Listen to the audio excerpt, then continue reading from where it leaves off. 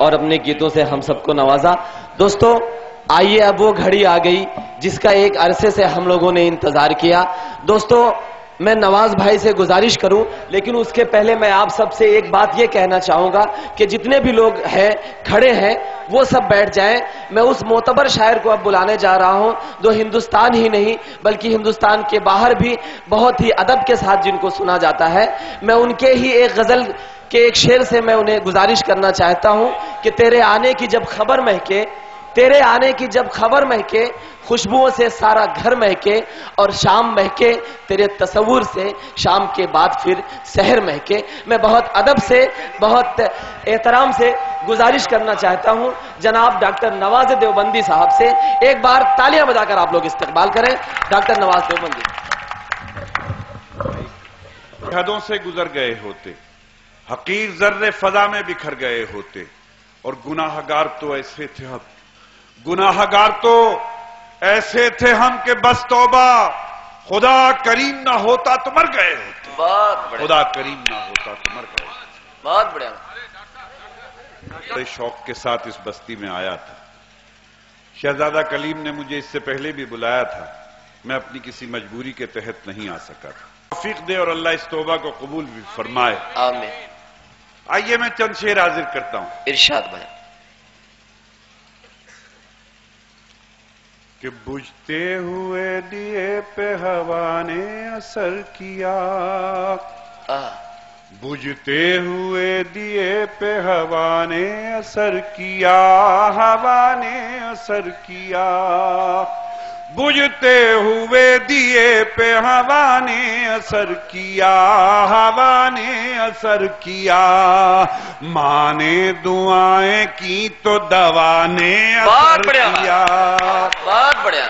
بجھتے ہوئے دیے پہ ہوا نے اثر کیا، ہوا نے اثر کیا، ماں نے دعائیں کی تو دوا نے اثر کیا، ماں نے دعائیں کی تو دوا نے اثر کیا۔ چار مصرے اور عرض کرتا ہوں کہ دھوپ کو سایہ زمیں کو آسماں کرتی ہے ماں، دھوپ کو سایہ زمیں کو آسماں کرتی ہے ماں، ہاتھ رکھ کر میرے سر پر سائباں کرتی ہے ماں۔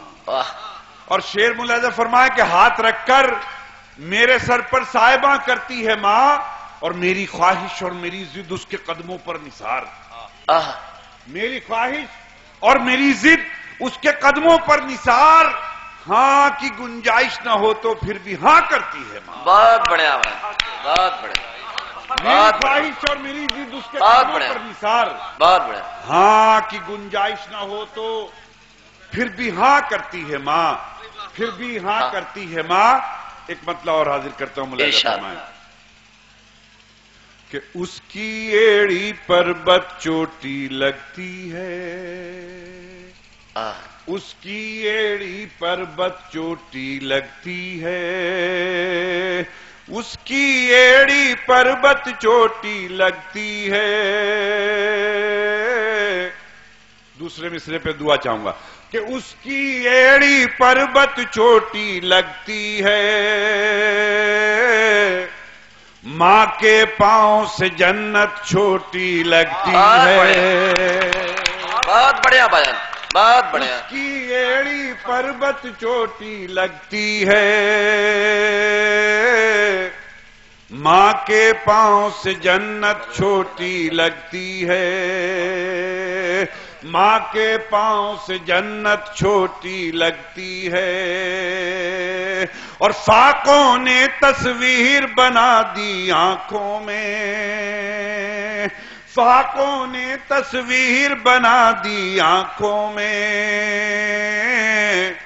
گول ہو کوئی چیز تو روٹی لگتی ہے۔ بہت بڑھیا، بہت بڑھیا، بہت بڑھیا۔ فاقوں نے تصویر بنا دی آنکھوں میں،